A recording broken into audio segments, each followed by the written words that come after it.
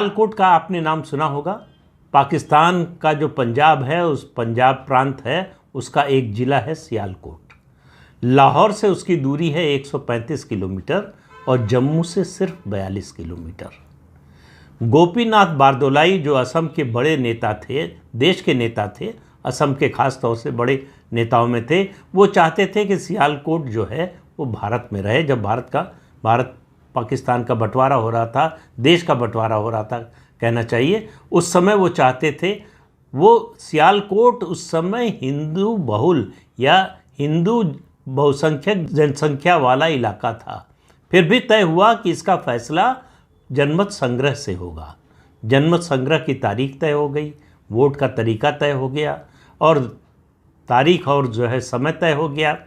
जब मतदान शुरू हुआ तो मुसलमान सुबह से उठकर लाइन में लग गए और सबसे पहले वोट देकर आए।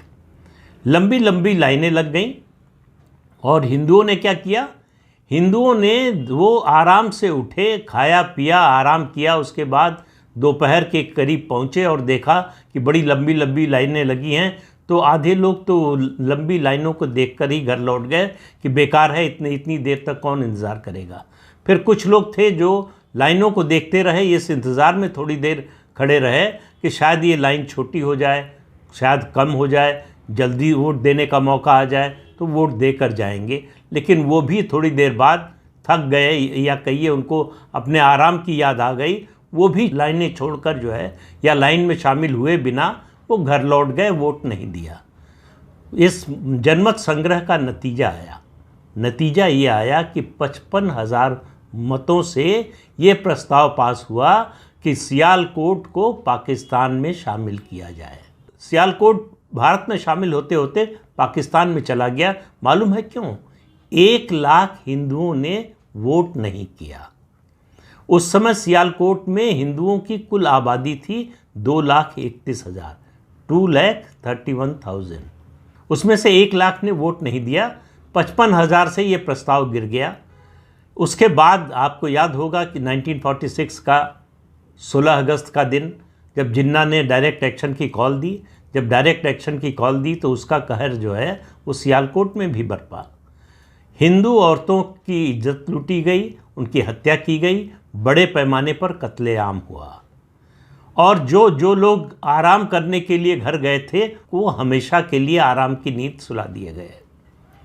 और 1951 यानी ये 1941 के सेंसस की फिगर बताई मैंने, 2,31,000 हिंदू पॉपुलेशन थी। और 1951 यानी 10 साल बाद जब सेंसस हुआ, और जब ये मैं बता रहा हूँ 1941 के सेंसस के आधार पर, तो 1946 की बात कर रहा हूँ। 1951 में जो सेंसस हुआ उसके मुताबिक सियालकोट में हिंदुओं की आबादी केवल 10,000 बची, केवल 10,000 बची। और 2017 की फिगर के अनुसार सियालकोट में हिंदुओं की आबादी सिर्फ 500 है।